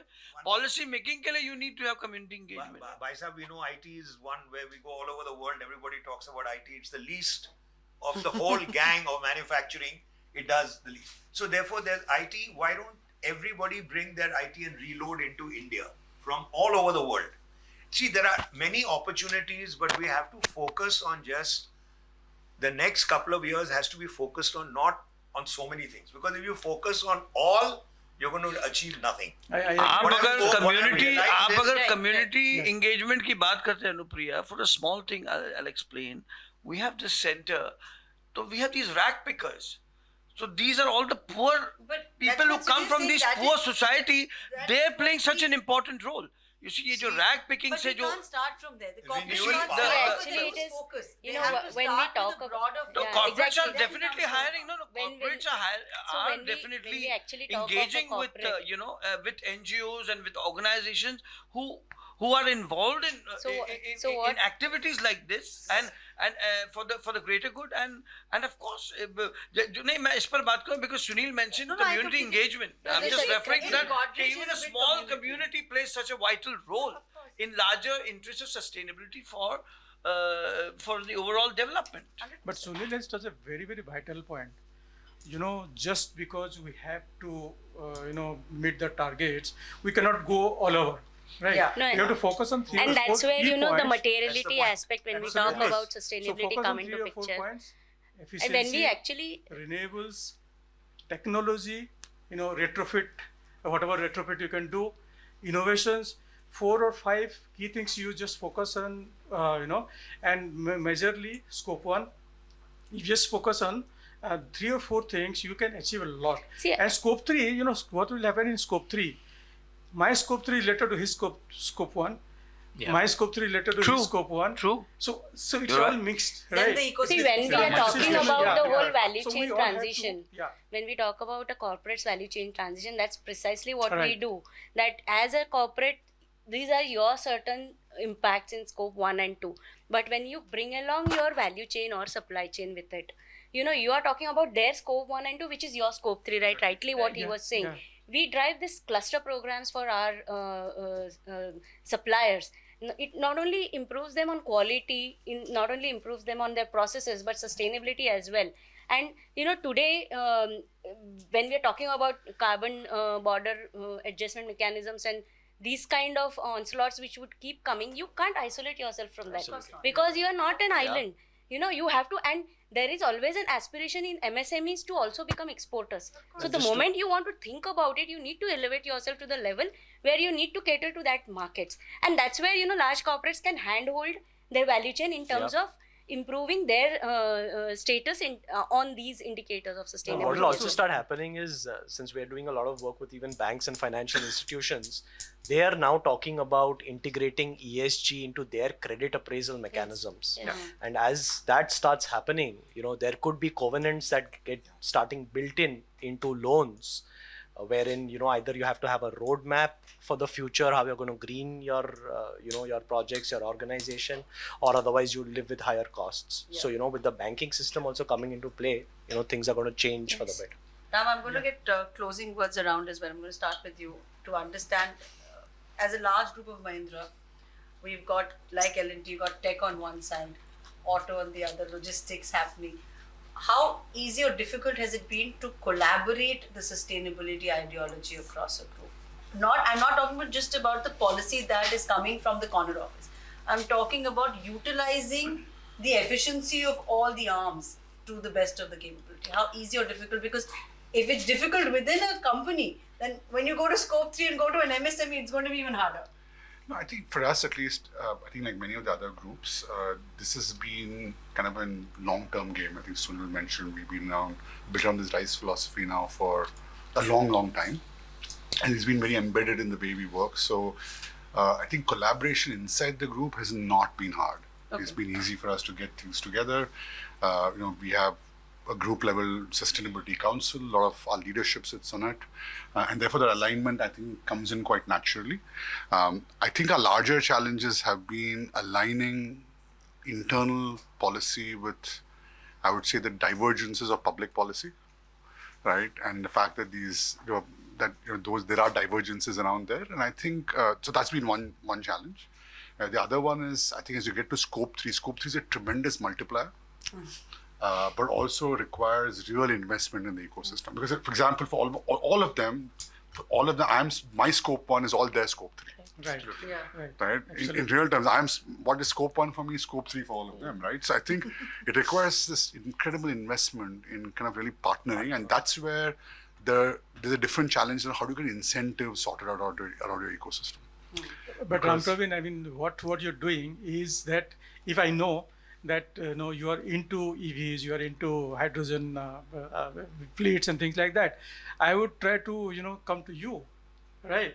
Then going to somebody else who is guzzling diesel. Yeah. So I think that kind of collaboration will happen a lot. Exactly. It will happen That's a the lot multiplier. in next couple of years. So I think you are setting a trend in that sense, right? So you are decarbonizing your fleets, and thereby you are improving our scope 3 emission reduction. So I think that's something very interesting happening in India. And I think I like what Asif said. A lot of good things are happening, and a lot of activities are there. India is now buzzing with so many activities, and I think we are leading almost in every field.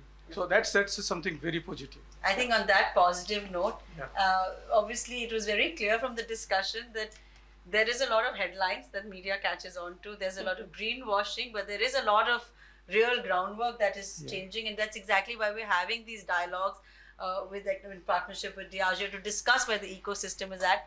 With the discussions around scope 3 and the challenges like Pranav was also mentioning, it's obvious that we'll have more of these and we'll see where it heads off. But thank you everyone for being here, for giving your insights, and great to have all of you, and I'm sure we will catch up again and have a more heartful discussion on where India is really going as we go green. Yeah, thank you. Thank you so much. Thank you.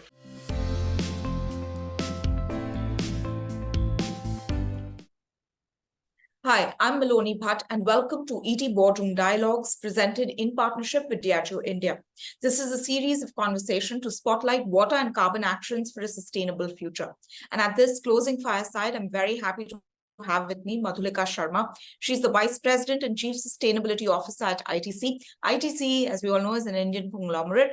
And before ITC, Madhulika was the Chief Corporate Sustainability at Tata Steel Limited. She spent nearly 3 decades in various positions there.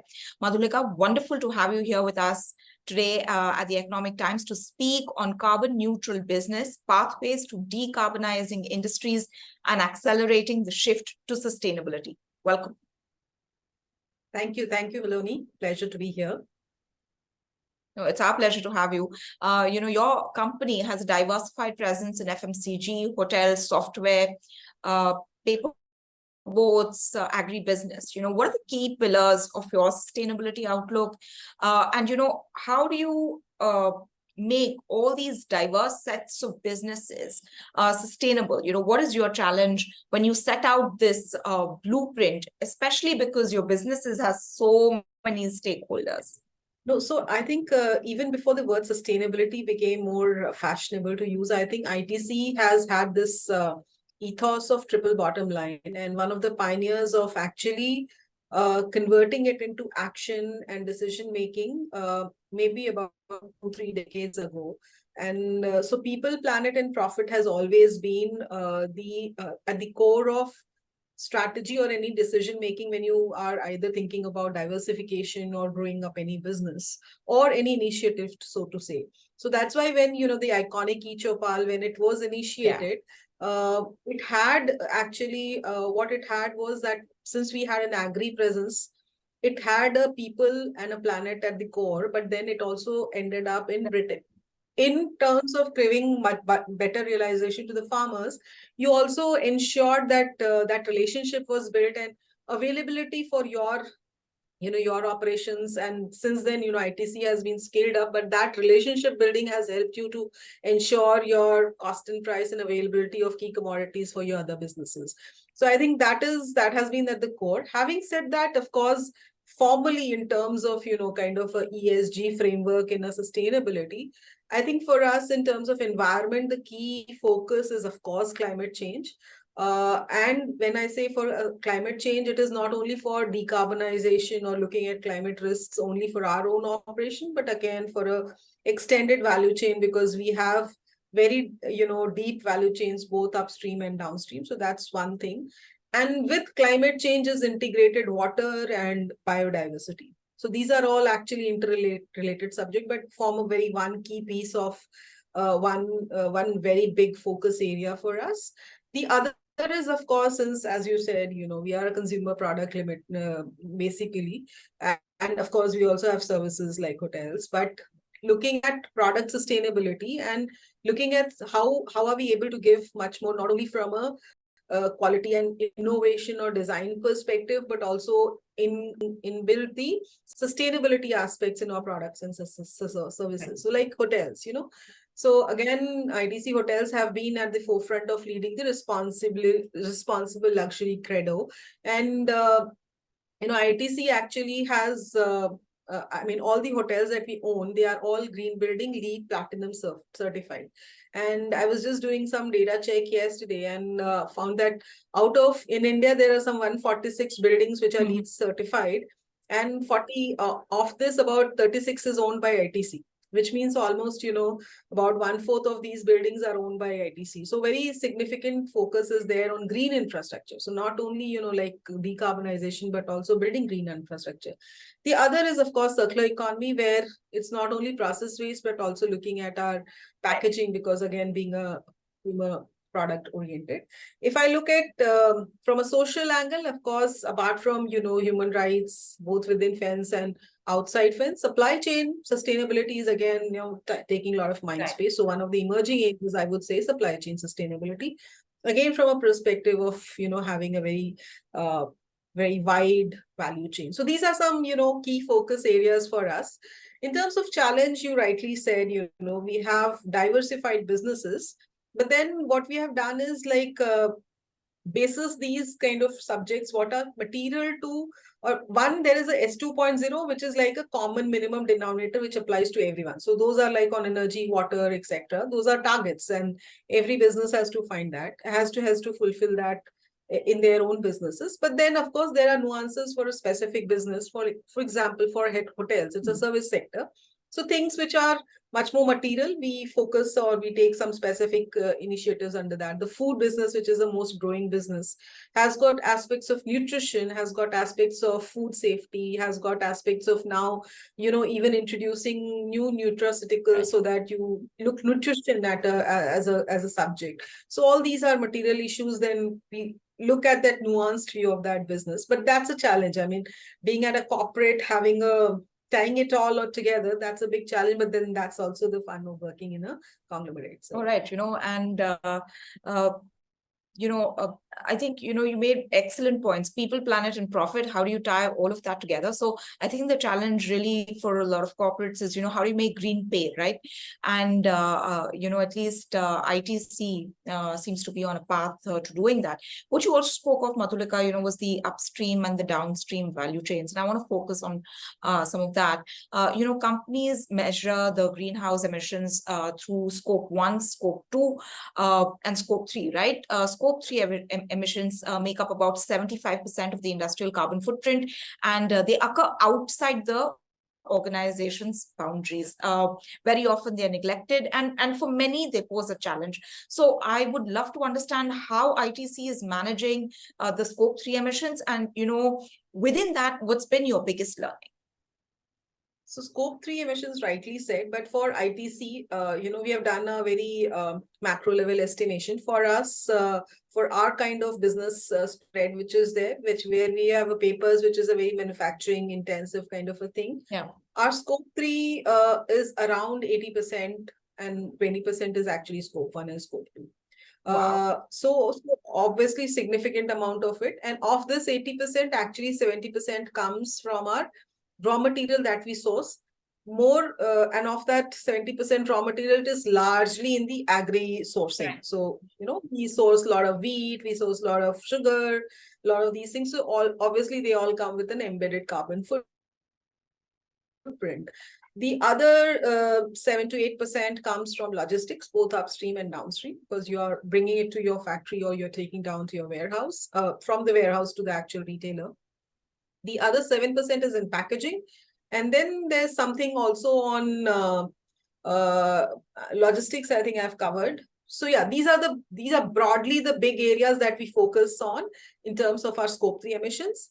Also wanted to say that while this is a very macro level estimates that we have made, we are also we have initiated one of its own kind of a study with Terry to do the baselining of our emissions, scope 3 emissions, so that we actually have those hard numbers in place, because that will help us we are taking initiatives. For example, our entire initiative on climate smart agriculture, which I'll talk about later, is on the upstream, addressing the 70% of our scope 3, which comes from our farm value chains, right? But then to prioritize exactly where does it sit? It sits in wheat, or it sits in paddy, or it sits in sugar.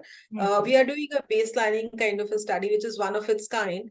And basis this, we will tweak those programs, put more resources where it needs to be done, facilitate some programs. So this is again on our scope 3. And of course, the challenge is you can do a one-time baseline, but then how do you keep reviewing, measuring, monitoring, and reporting every year, right? That's the biggest challenge. And I think technology is a key enabler here. So obviously, we are not yet up there, but that's a way forward that we are. Madhulika, how's the role of the private sector evolved in strengthening, say, water actions or carbon actions in India, and in terms of deeper collaborations, say, with the government and with the public sector?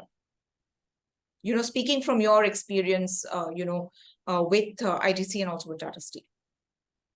No, I think private sector, even while India has now committed to 2070 only last year, but I think even when I was in Tata Steel, the biggest issue there was a huge carbon footprint, which is as part of scope 1 itself, right? The footprint resides in your within your fence, and carbon is in your process. It's not a fuel, but it's in your process. So obviously, to find an alternative which also works economically, and then also technologies which were developed over 200 years, and then to look at the new technology of hydrogen, etc. It's not very easy. But the same here, when I've come to ITC, we have much more in scope 3, and then the scope 3 challenges are different. So obviously then, but I think corporate India has been pioneering, even without regulations, even without when these conversations were there. I think because these are large organizations, they are also connected. When we do a strategy, like we also look at global context, we look at local context, and then we say, okay, this is what we need to do. I think largely the bigger organizations, I'm not talking about mid or a small sector, but they knew what is coming, and I think they initiated their actions on these subjects, and that's why sustainability, I think, in both these organizations is now at the center of strategy. It's not no longer a separate department. You are right at the center of the strategy formulation. Anything that you do now, whether it's an acquisition, growth, anything, you look at from a sustainable perspective. So I think corporate India has been doing their bit in terms of whatever can be done. Of course, we are still, markets are still price sensitive, right? And more so in the FMCG. Right. How much the consumer can only take so much. So how much can you, there's another pillar for which businesses are there, which is a profit, right? So you have to also make profit. So I think the dilemma of the organization is how to pace their programs. So that, while it is creating a larger good, you are also balancing it with profit, right? And to that extent, I think the policies help. So now there are a lot of policies which are actually helping some of this transition. The policies on renewable is also very robust, and that's why you now see this very significant move which has happened in 1 decade. Now you see the same thrust from the government coming through the FAME program, so the EV adoption. I think that's how it's a journey, but I think things are progressing. I think one would like things to be much at a faster rate, but there are too many. I think if you look at pragmatic view, I think there are too many things happening around, and even government has to take into consideration their stakeholder set is much more larger than our stakeholder set. So obviously, but things are happening, and I think there's a very, if I say again from two organization perspective, how the mood or how the view of responsible advocacy from both sides, I think from the regulator side and also from the corporate side, is very, very mature and very, and I think it's working very efficiently. Right. And it's it's actually yielding results, and things are happening, the regulations are happening in the direction they should happen, at a pace that they should happen. I think you have the ITC Sustainability 2.0 agenda. Any forward-looking plans that you could share with us? Well, it's all there in the public domain, but yes, of course, but it is again for our scope 1 and scope 2. What I share on scope 3 is work in progress, and hopefully, it will start coming as a point as our S2.0 agenda also, because we are still understanding what it is and what we can take as a public commitment. But yes, that's something that you can look forward to, of integrating the scope 3 and the supply chain part into our S2.0 agenda. But the S2.0 agenda is very, very clear, and I think the focus is on very accelerated decarbonization. So of course, the focus is on adoption of renewable across our businesses. We are already at 40, the goal is 50%. We are already going to be this year 43% of our overall footprint comes from renewable energy. Similar thing on water. I think on water, we are very advanced. We have gone beyond just looking at rainwater harvesting creations. We are now looking at integrated watershed management. We are working on 4 river basins in the country, and already a sub-river basin, which is Ghor of Bhima Krishna, that we are working on. It's already turned water positive for 5 years. So these are aspects that we keep strengthening our goals also as we go forward. So the goalpost also keeps changing. We keep continuously learning and seeing that, okay, if this is achievable, then how do we move our goalpost and then create much more aspirations. But of course, look at it from a view of also people, planet, Yeah. profit Lens. lens, right? Madhulika, it's been an absolute pleasure having you here with us, to share your thoughts. Thank you so very much for being with us here on the Economic Times. We wish you and ITC the very best on your journey. Thank you. Thanks a lot, Miloni. It was lovely having this conversation with you. All the best to you too. Well, that's it on day 2 of ET Boardroom Dialogues presented by Diageo. It's been sobering, isn't it, to realize that there's a long and tough road ahead of us as a society to become more sustainable. But it's also heartening in a way to note that there is real change on the ground and that it needs to scale up, and hopefully we'll all get there together. Thank you so very much for watching, and we hope that you were inspired to make a difference. Now you can catch all of these individual sessions on our website, economictimes.com.